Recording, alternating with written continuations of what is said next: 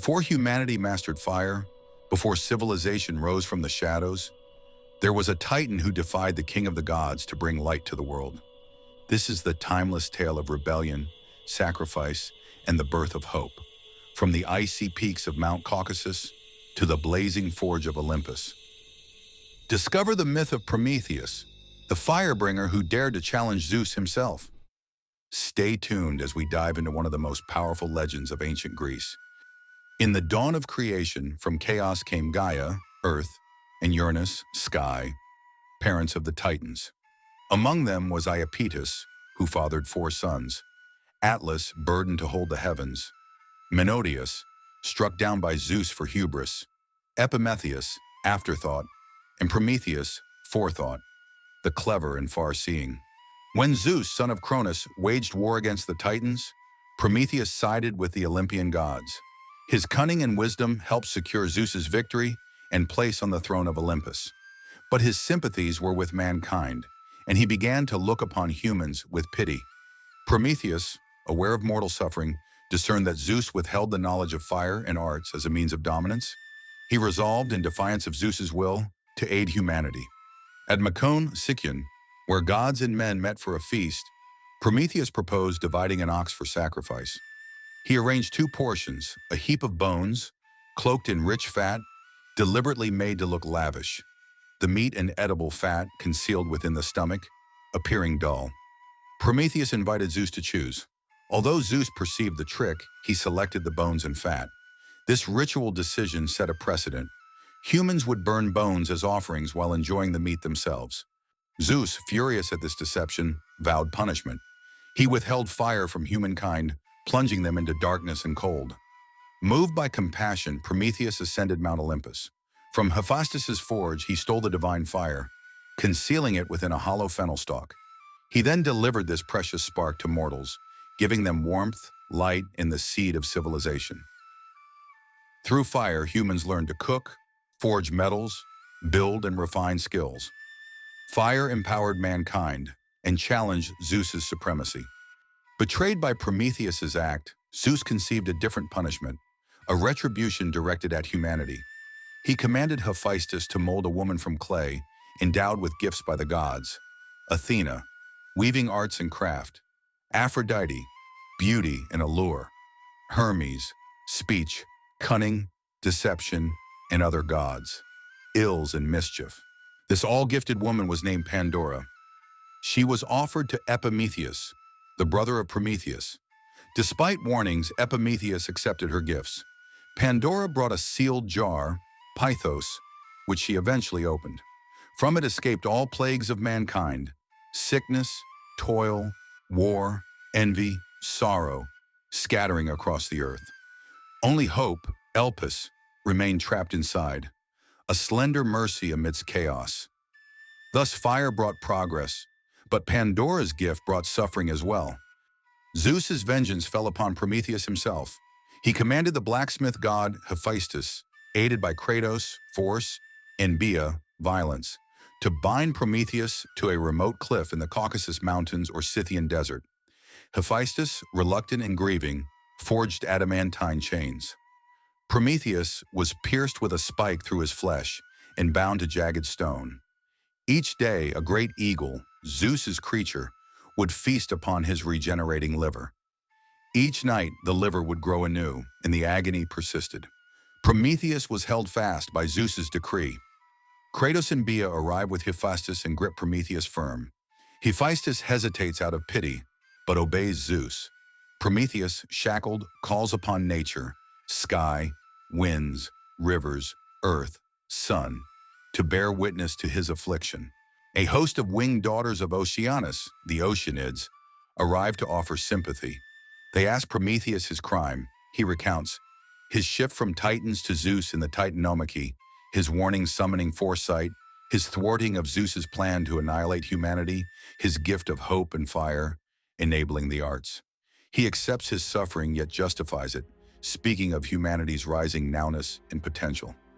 Oceanus himself arrives on a winged chariot, pleading for Prometheus to relent, but Prometheus reminds him that Zeus fears his divine foresight.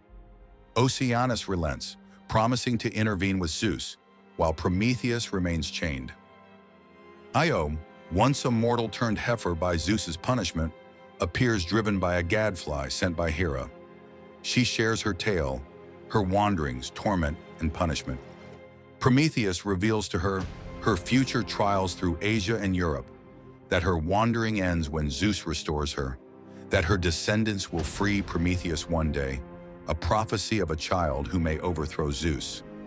The remedy: Zeus must avoid mating with Thetis to avoid birth of a more powerful son. Io departs, and Prometheus returns to his agony. Hermes, messenger of Zeus, arrives to demand Prometheus reveal the prophecy. He threatens further torment, but Prometheus stands firm, refusing to submit. Zeus then orders the earth to swallow him if Prometheus remains silent. The play ends with nature trembling and Prometheus braced for continued suffering, but unbroken. Zeus left Prometheus bound until a hero arrived. Years later, during his 12 labors, Heracles, son of Zeus, reached the peak of the Caucasus. He found Prometheus chained and the eagle devouring his flesh. Heracles shot and killed the bird and broke the chains, freeing Prometheus. Zeus sanctioned the liberation, partly because Heracles was his son, partly due to Prometheus's agreement to reveal the prophecy concerning Thetis and her divine son. Prometheus disclosed that Zeus must not sire a child with Thetis, else her son would surpass him. Zeus, heeding the warning, allowed Thetis to marry mortal Peleus. Their child was Achilles, destined to be the greatest hero of the Troy War. With his freedom, Prometheus was reconciled with the Olympian gods, though his defiance remained part of his legend. Hesiod ends his narrative affirming that, although Zeus punished Prometheus, he eventually honored Heracles' heroic deed by releasing the Titan. The legacy of Prometheus resonates as a culture hero, the bringer of fire, arts, medicine, and architecture.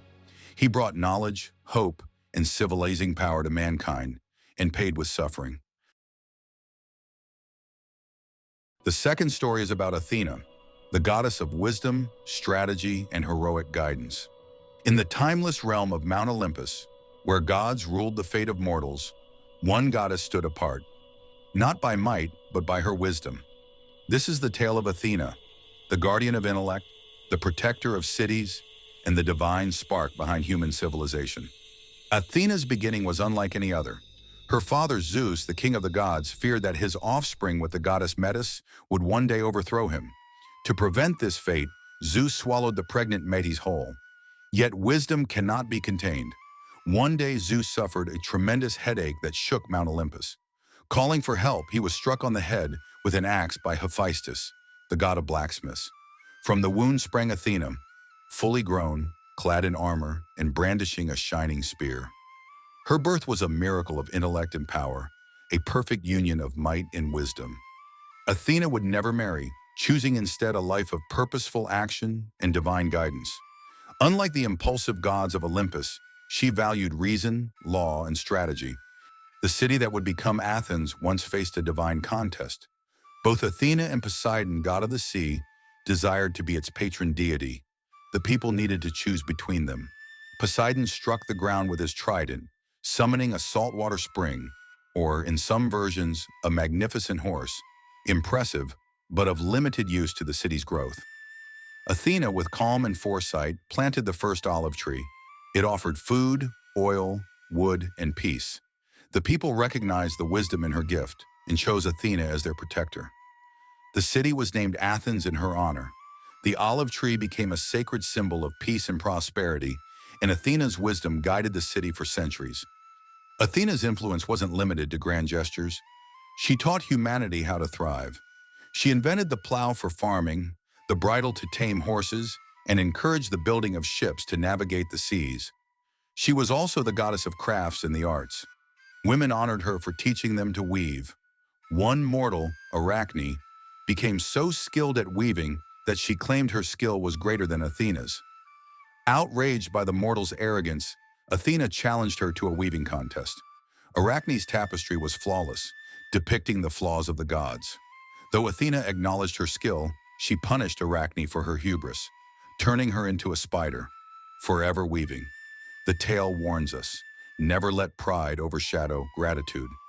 Athena often guided mortals who fought not with brute force, but with wit. She aided Perseus in his quest to slay Medusa by giving him a polished shield to use as a mirror, allowing him to avoid her deadly gaze. She helped Bellerophon tame the winged horse Pegasus with a golden bridle. And in the epic Troy War, Athena championed Odysseus. Not the strongest warrior, but the cleverest. She disguised him, counseled him, and helped him survive 10 years of wandering after Troy's fall. Through these heroes, Athena showed that victory comes not only from strength, but from intellect and strategy. Beyond war and invention, Athena stood for justice. When Orestes was haunted by the Furies for killing his mother to avenge his father, Athena intervened. She created the first court of law in Athens. Both sides were heard, and Orestes was judged not by vengeance but by reason. Athena cast the deciding vote and established the principle of a fair trial. Thus, the goddess laid the foundation for democracy and civil law, principles still vital today. Athena's symbols speak volumes about her values. Her owl, a bird of piercing sight and quiet observation, became the eternal emblem of wisdom. Her aegis, a protective shield often bearing the head of Medusa, symbolized righteous defense. The olive branch became a universal sign of peace, and her temples, especially the Parthenon in Athens, reflected both grandeur and reason. Every element of Athena's mythology encourages enlightenment, logic, and balanced power. Athena's spirit lives on, not just in ancient ruins, but in every school, courthouse, library, and workshop. She is a symbol for scholars, strategists, artists, inventors, and peacemakers. Unlike other deities, she asked not for worship, but for wisdom. She inspired the Renaissance, influenced Enlightenment thinkers, and still serves as a muse for those who seek truth and clarity. Whenever we act with compassion and intelligence, we honor Athena's teachings. The last story is one of the most touching in all of Greek mythology. It is the tale of Philemon and Baucis, an elderly couple whose kindness to strangers earned them a place among the stars. In a time when hospitality was sacred, and the gods often tested the hearts of mortals, Zeus, king of the gods, and Hermes, the swift-footed messenger, decided to walk the earth in human form. They arrived in a small village in Phrygia, dressed as weary travelers. The sun had begun to set, and they went door to door, seeking shelter and food. Yet each time they knocked, they were turned away. The villagers, greedy, proud, or indifferent, refused to help the strangers. House after house, door after door, the gods were denied. Disguised as poor wanderers, they were met with contempt. Only one humble home welcomed them, the modest cottage of Philemon and Baucis, an elderly couple who lived a simple life. They had little, but what they had, they were happy to share. The couple greeted the strangers with warmth and offered them food and a place to rest. Philemon and Baucis led the strangers into their cottage, a thatched home with a dirt floor, old wooden furniture, and the scent of herbs and bread in the air. The fire crackled gently in the hearth. Despite their age and poverty, the couple bustled about, eager to offer their best. Baucis mixed a simple salad, added olives, radishes, and cheese. She poured wine into wooden cups, and Philemon brought out a bit of honey and figs. They served warm soup made from lentils and crusty bread baked that morning. As the couple served their guests, they noticed something strange. The wine jug never emptied. No matter how much they poured, it remained full. Bread and soup seemed endless. At that moment, Philemon and Baucis realized their guests were no ordinary men. In awe, the couple knelt and begged forgiveness for not offering more. But Zeus and Hermes were not offended. They were moved. The gods stood and revealed their true forms, radiant and majestic, their presence filling the room with divine light. Zeus declared, "You, Philemon and Baucis, have shown true hospitality, the kind that honors the gods. For that, you shall be rewarded." But the rest of the village, which turned them away, would face a different fate. The gods told the couple to follow them to a nearby hill. As they climbed higher, they looked back, and to their horror, the entire village was engulfed in a flood. The selfish villagers, who had turned away strangers, were swept away. Only the small cottage of Philemon and Baucis remained, but it too was transformed into a golden temple, with marble columns and a roof of purest gold. Zeus offered to grant Philemon and Baucis any wish they desired. The old couple looked at one another and smiled. Philemon said, "We've lived a life of love and harmony. We ask only to serve in this temple as its guardians, and to die at the same moment, so neither must live without the other." Zeus was touched by the purity of their hearts and granted their request. Philemon and Baucis spent the rest of their days as caretakers of the temple, welcoming travelers and keeping the memory of the gods' visit alive. They grew even older together, never parting. One day, as they stood in front of the temple, recounting the story to a traveler, Philemon noticed Baucis's hands beginning to stiffen. She saw a bark forming on his arms. They realized their time had come. With their final breaths, they whispered words of love, and in an instant, they were transformed into two great trees, an oak and a linden, their trunks entwined forever.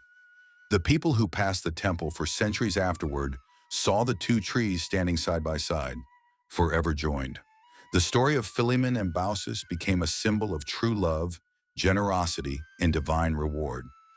This myth is not just a tale of divine intervention, it is a lesson. In ancient Greece, hospitality, or xenia, was sacred. To turn away a stranger was to risk offending the gods themselves. Philemon and Baucis remind us that even the poorest among us can offer something of great value: kindness, humility, and compassion. Their reward was not wealth or power, it was love, eternal and honored. They became part of the land they nurtured, the temple they protected, and the sky they revered. In a world filled with noise, speed, and self-interest, their quiet story endures as a beacon. The last story brings our journey to a close. If you enjoyed these myths, please like, comment, and subscribe to Mythic Story Chronicle. More legendary tales are coming soon.